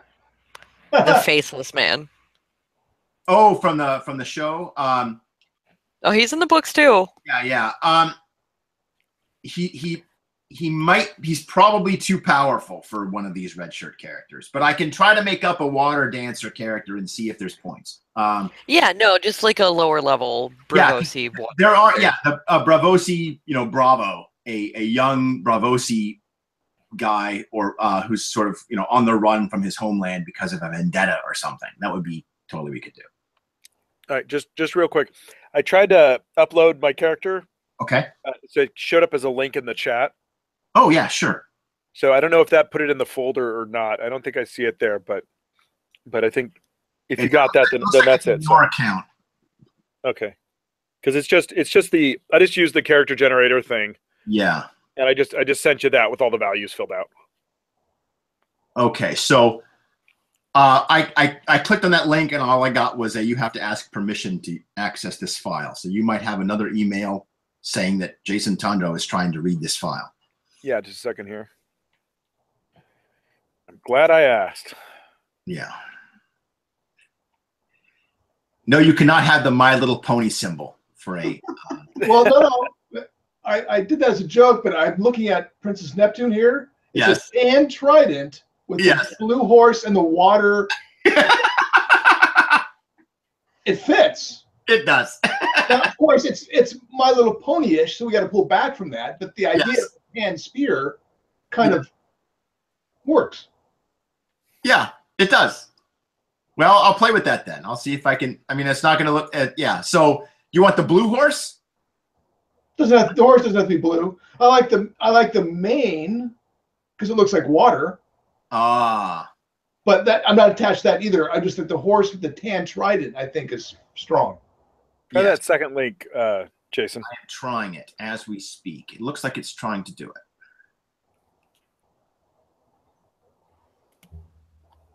It is thinking. It is spinning.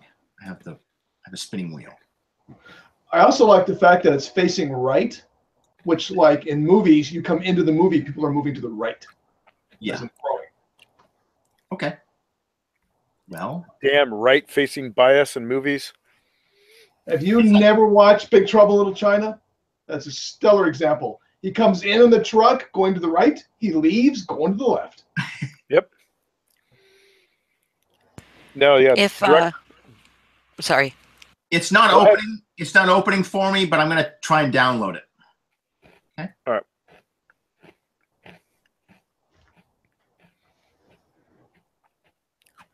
Was just about to say if my end of the evening is all wrapped up, then I'm going to head out and bid you guys adieu unless there's anything else you need from me, Jason. No, did you already send me your character sheet? I haven't. I did. It should be in your email. It probably is there. I haven't been able to look at everything. So that's good. And if not, I'll figure out another way. Yeah. Thanks for coming, everybody. It's 9 o'clock. It's our bedtime. So if anyone has any questions, please hit me up on our Facebook group. Is that an okay communications method for everybody? Meh. I'll deal with it. It seems to be the only way that I sort of have everybody on the same channel. But if I don't want to post a lot of documents in there because they get lost in the stream. But if I can post them to the Google Drive folder, that will be a place for us to store things. Other than Facebook, my only other option is email. And a lot of folks, I don't know who's read email or if anybody gets it. So what about Google Communities? I can try that. I have done that before. I'm not testing. It's what we use. I don't normally check it, but that would be Google Plus. Yeah. I can create one. It's really whatever you want to do. I can do anything. Well, I confess that a Facebook group is easy for me. Well, then we'll do that. Okay. Works for me. Okay. Wait, do you mean group is in the real Facebook group or Facebook group like the group chat we've already got? Just the group chat we've been. I did actually create a House Tanner Facebook page, but I decided it was more than we needed and I deleted it. Yeah, because I haven't actually logged into Facebook in probably over 6 months. No, that's right. Then don't. You don't have then to. The Messenger is fine. Yeah. Keep with Messenger. I did consider it, and I thought about it. I actually created it, but then I immediately deleted it because I decided we don't need to do that.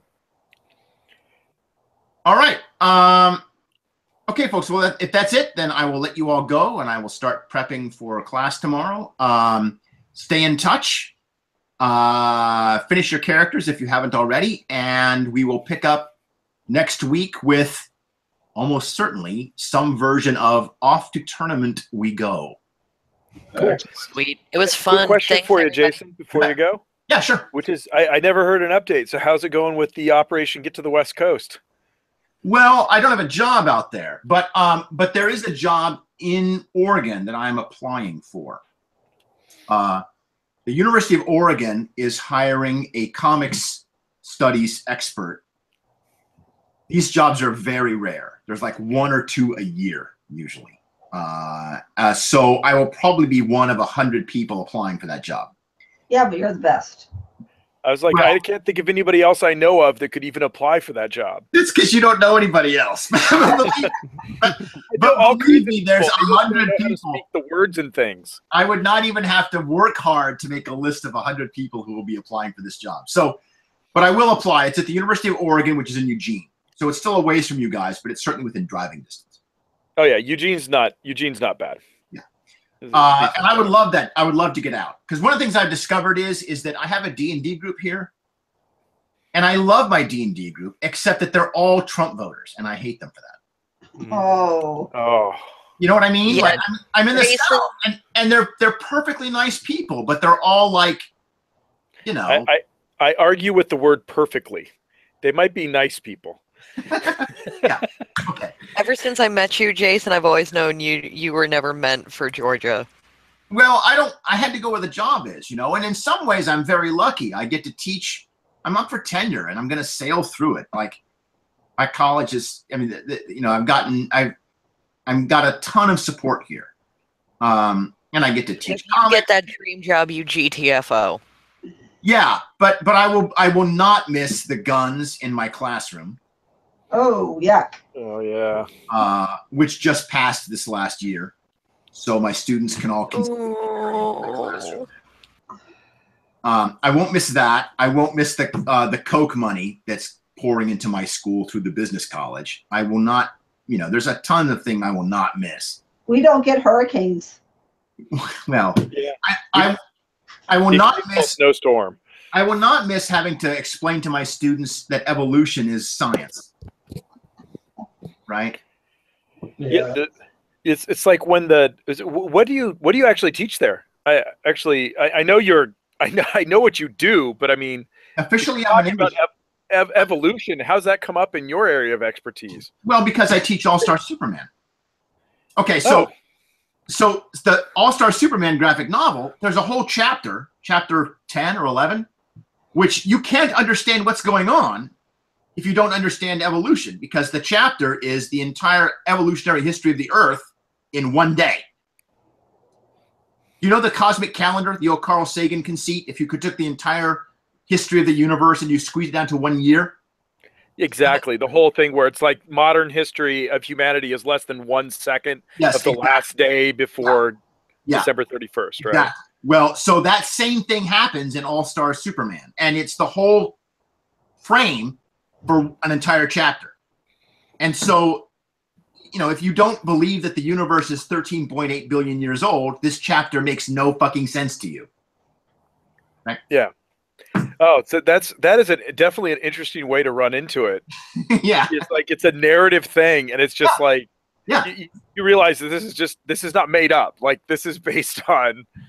Yeah, exactly. And you know, and so having to just I have to actually start that class saying, okay, listen, if the idea that the universe is 13.8 billion years old offends you, I'm going to offend you a lot today. Right? Because I can't talk about this book without talking about evolution or the history of the universe or the history of the Earth or how tiny humanity is in the scale that is the cosmos, you know? Yeah. Anyway, so I have good students. They're not bad people, but I will not. I don't like having to go through all those fights every year. Yeah. But yeah, it's just the thing with like my relatives. It's like I stopped having that conversation with a bunch of my high desert living Eastern Oregon cowboy relatives of mine when I realized that to them, 5,000 years and 13 billion years might as well be forever. Like, to them, you don't see why someone saying 5,000 years is a ridiculously short amount of time that's obviously dissuadable. They're just like, that's effectively infinite time as well. Trying to explain that we have trees older than 5,000 years. Exactly. So I tried to have that. I try to have that fight. I think the students decide to keep their mouth shut, and I'll be honest with you, I kind of appreciate that because I don't want to have the fight. So yeah, cool. Well, good luck. Thank you. My wife said when she found out I was doing this game, I had to ask how your job search was going. Yes. Well, I would love to be out there. Yeah. I'll apply by November. If I get an interview, I'll probably know by January or December. And if I get to come out for a campus visit, you'll know because I'll be on Garrett's couch. Yes. Cool. Sounds great. You mean he'll be sleeping in his new cinema room? Yes. Yes, exactly. Yeah. And then if I get to come out, then I'll be there next August. Yeah. With these. And hopefully, Garrett, I did say yes to Star Trek tomorrow, so I'm down for that. What's Star Trek tomorrow? You said people want to come over and watch Star Trek in your cinema room. You should probably let me know. you posted this in chat like 3 days ago. I have no problem with that. Did you guys watch Discovery? No, I haven't seen it at all. I loved Discovery so much. Tanner, what'd you think? I want to see it, but it's that CBS All Access thing that I'm having a hard time wrapping my head around. Yeah. Just be on Netflix or something. Yeah. Did you guys watch Orville? I liked Orville. I really liked it. Yeah. The community is kind of splitting. It's to me, it reminds me of the old Babylon 5 Deep Space Nine days. Yeah, same here. I thought you have to step back and say, this is not a comedy. This is trying to be a space sci-fi show with kind of more adult themes and adult humor. Yeah. But they're not going for slapstick. I mean, the episodes have actually all been pretty serious. They just have comedy elements added. Right. So it's just get rid of Seth MacFarlane and you're a perfectly fine show. Well, or at least get rid of the snipping at the ex-wife. Yeah, I was going to say, it's getting less and less with the ex-wife stuff, so it's getting a little bit better. Yeah. Get rid of him, put her in charge, bam, I'm in. Yeah, I think, although I have to say, by episode 3, the husband-wife dynamic, I thought got a lot better. I felt like they were showing how they could actually work together, and it was more like playful sniping with some actual emotion underneath of it, where they're still working, especially him is still working through stuff. But some of the reveals about what she's done in the background is played so authentically. It's like not played for comedy at all. Like, I mean, she's just very authentic. And I think that's what's hurting it. Like, Jenny hates it because she's just like, they're raping Star Trek. I think was her exact words. What an ugly phrase. Okay. That, and she can't look at Seth MacFarlane because she just keeps thinking that guy doesn't look like a baby or a dog. It's cognitive dissonance. It doesn't work for me. Right. So, but I like it. I'm going to keep watching it. At least give it another couple of episodes. See if they can dial in. I have a feeling that either the show's going to be one of the ones where they say, just don't watch the first 3 or 4 episodes. Yeah. Jump in and then go watch those later. Or it's just never going to come together and Seth MacFarlane's going to kill it. All right, guys. Well, listen, I better at least turn off the recording so that people who are watching this are like, oh, yeah. Sorry. So thanks again. And we'll pick up next episode with House Tanner Goes to Tournament.